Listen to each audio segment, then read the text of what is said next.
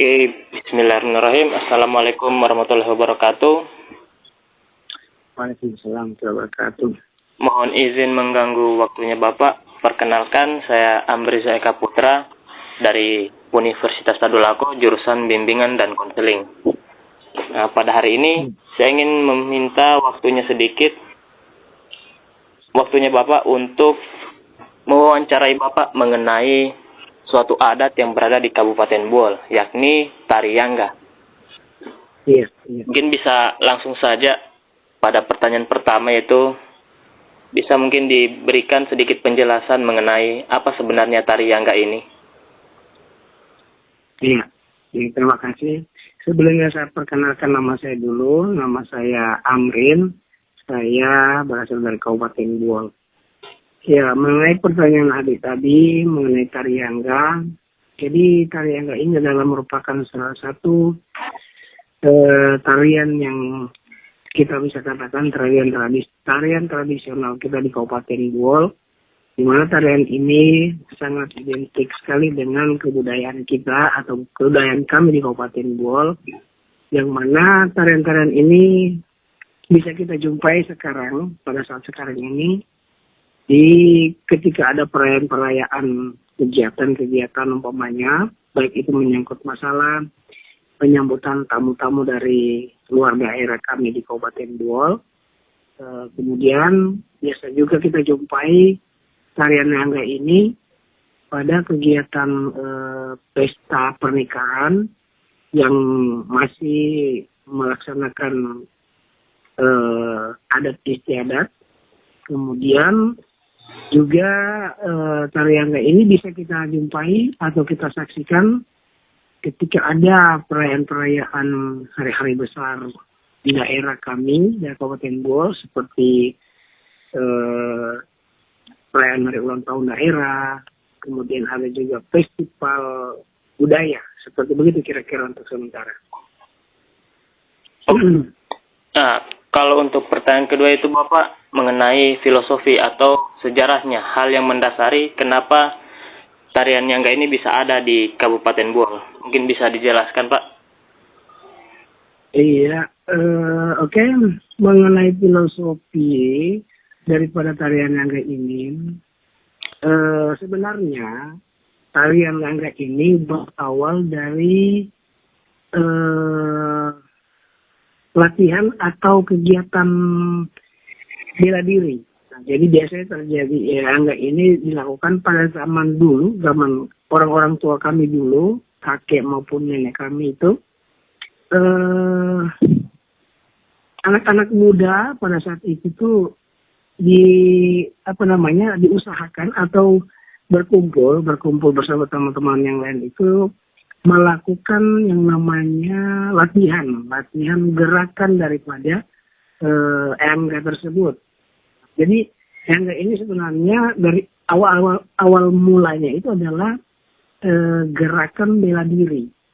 Nah, gerakan bela diri di sini akan tetapi dia menggunakan gerakan-gerakan yang begitu indah kelihatannya, lemah gemulai, menggunakan gerakan-gerakan tangan yang hampir mirip dengan penari atau tari-tarian tersebut. Nah, jadi pada saat pada zaman dulu atau kakek nenek moyang kami itu selalu melakukan kegiatan hal seperti atau Yangga ini, anak muda itu terkadang pada saat acara panen padi di kebun atau padi ladang. Nah, jadi setelah mereka selesai panen itu biasanya mereka mengadakan satu kegiatan semacam syukuran terhadap panen yang mereka dapatkan. Nah, biasanya ada juga disertakan dengan latihan-latihan Yangga ini. Nah, jadi Yangga ini merupakan satu motivasi di mana anak-anak muda pada saat itu berkumpul, bertemu, silaturahmi. Dalam hal kesyukuran mereka mendapatkan hasil daripada kebun-kebun padi ladang mereka dengan dipertemukan pada saat itu, termasuk dengan pelatihan Yangga ini. Kira-kira seperti begitu untuk sementara. Dan untuk pertanyaan terakhir yang dimana apakah tari Yangga ini memiliki unsur kegiatan konseling di dalam tari Yangga tersebut? Ya, terima kasih atas pertanyaan Anda yang ketiga. Jadi untuk tari Yangga ini mungkin sedikit saya jelaskan. Memang kalau kita tarik kembali pernyataan tadi bahwasanya filosofi tari Yangga ini itu pada awalnya memang sangat dibutuhkan atau sangat diperlukan sekali yang namanya bimbingan atau arahan terhadap anak-anak muda pada saat itu yang ingin mempelajari yang namanya tari Yangga ini atau Yangga ini, karena di dalam gerakan Yangga ini sangat mengandung unsur kedisiplinan. Nah, di mana unsur kedisiplinan ini termasuk disiplin waktu, disiplin cara bertutur kata, disiplin cara kita menghargai teman-teman seumuran maupun menghargai atau menghormati orang-orang yang lebih tua dari kita.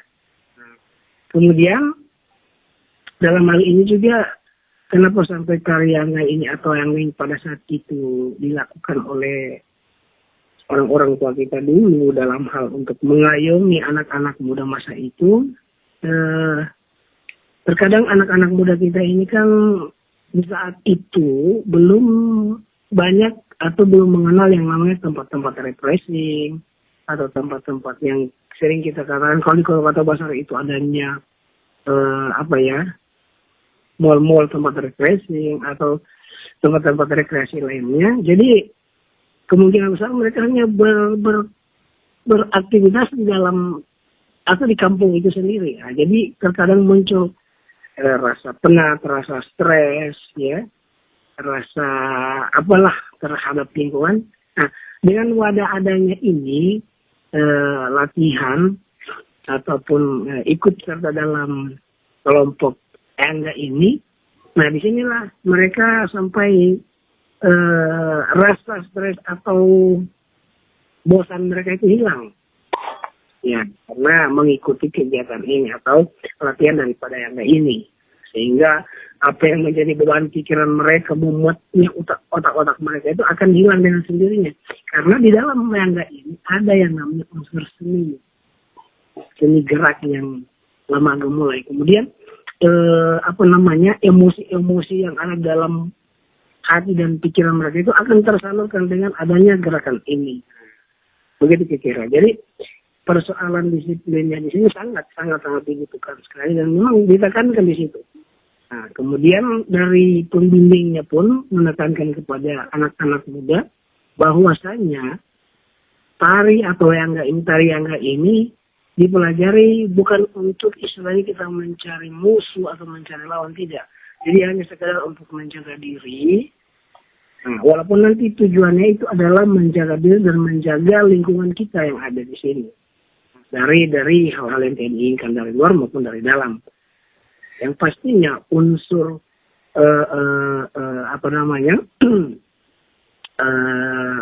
konselingnya atau pembinaan itu sangat besar. Baik dia akan masuk dalam unsur bimbingan secara agamawi, pasti ada di dalamnya disiplinan itu. Kemudian unsur kedisiplinan, tadi saya katakan waktu, harus tepat waktu dalam hal latihannya. Kemudian disiplin dalam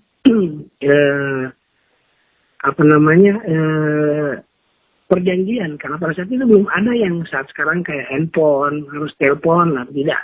Pas itu perjanjiannya harus jam 3 sore, harus jam 3 sore tepat. Mereka harus sudah berada di tempat yang jadi satu tempat pertemuan mereka. Nah, kira-kira sampai di sini barangkali masih ada tambahan pertanyaannya, barangkali disilakan ya. Oke, berarti maksud dari Bapak ini yang dimana tari Yangga ini menjadi sebuah wadah untuk mendisiplinkan seseorang serta menghilangkan stres melalui kegiatan dari tari Yangga tersebut. Iya, tepat sekali adik. Nah, kemudian sedikit saya tambahkan barangkali kita kembali bicarakan bahwa filosofi tari Yangga ini memang awalnya berasal dari yang namanya gerakan bela diri perseorangan maupun mungkin di situ bersama temannya. Ya, latihan-latihan gerakan ini dilakukan. Namun pada saat sekarang ini dengan berkembangnya waktu, hari, bulan, tahun demi tahun berjalan, dengan keadaan sekarang kita yang sudah dunia sudah canggih sekarang ini. Jadi tarian ini kita jumpai atau saksikan hanya tinggal pada saat kegiatan-kegiatan tradisional umpamanya di daerah kita, Buosin umpamanya. Ada istilahnya obat kampung, obat istilahnya tolak balalah seperti begitu. Ada bisa ditampilkan tarian Nangga ini. Yang ada unsur mistisnya sedikit. Nah, kemudian kita menemukan juga pada saat adanya adat pesta pernikahan yang juga masih sangat berkaitan dengan yang namanya agamawis dan kebudayaan. Nah, termasuk juga satu nanti kita menyambut tamu-tamu dari luar yang mana berkunjung ke daerah kita di Buol sini, itu juga ditampilkan tari-tarian itu. Nah, jadi sekarang dia sudah identik dengan tarian penyambutan, tapi dalam hal ini pelaku daripada tarian ini masih kita lihat menggunakan pakaian tradisional kita. Dalam hal ini kalau dia seorang lelaki berarti menggunakan kopiah hitam, kemudian baju kemeja lengan panjang atau lengan pendek, terus memakai sarung yang dilipat itu, ibaratnya kita menggunakan sarung sarung untuk sholat, tapi dia tidak sampai ke bawah. Kemudian menggunakan celana panjang. Jadi ala-ala pakaian Muslim Melayu seperti begitu. Nah, jadi kita jumpai tarian ini hanya di acara-acara tertentu. Nah, kalau kita merunut lagi ke belakang, bahwasanya berasal daripada kegiatan yang namanya latihan gerakan fisik dalam hal bela diri, itu sudah tidak kita jumpai lagi. Jadi sekarang sudah tidak ada lagi yang namanya komunitas umpamanya perguruan Nangga pada saat ini. Sudah tidak ada lagi. Yang ada kita hanya menjumpainya pada saat acara-acara kegiatan secara tradisional. Paling sering kita dapatkan di acara pesta pernikahan. Nah, itu kira-kira ada. Oke, terima kasih mungkin penjelasan Bapak. Kalau dari saya sudah cukup. Iya. Nah, kalau begitu, untuk sesi wawancara pada hari ini mungkin kita cukupkan saja. Saya Andri Eka Putra pamit undur diri. Assalamualaikum warahmatullahi wabarakatuh. Waalaikumsalam warahmatullahi wabarakatuh. Namun sedikit ada saya tambahkan, insya Allah barangkali masih ada yang perlu dibutuhkan dalam hal tarian tradisional kami di daerah Kabupaten Bole. Nantilah kapan-kapan ada berkunjung ke sini. Nanti kita akan saksikan sendiri bahwa beginilah tarian kita yang ada di Kabupaten Bole dalam hal menyambut tamu, dalam hal pesta adat, dalam hal pesta pernikahan, yang mana sudah terkolaborasikan dengan musik tradisional juga, dengan menggunakan musik rebana dan musik kulintang. Jadi barangkali sampai di sini ada yang bisa saya bantukan untuk kegiatan ada. Mudah-mudahan juga saya doakan bisa berjalan lancar aktivitasnya. Dan mari kita sama-sama menjaga adat budaya lokal kita, khususnya Kabupaten Bole dan umumnya untuk Indonesia. Terima kasih dari saya. Saya juga mohon maaf kalau ada kata-kata saya yang kurang atau barangkali masih kurang dalam penjelasan saya. Nanti kita sama-sama cari letak kebenaran atau ketepatan daripada tradisi kita atau tarian yang kita di Kabupaten Bole. Terima kasih. Salam sukses. Assalamualaikum warahmatullahi wabarakatuh. Waalaikumsalam warahmatullahi wabarakatuh. Terima kasih Bapak. Sama-sama.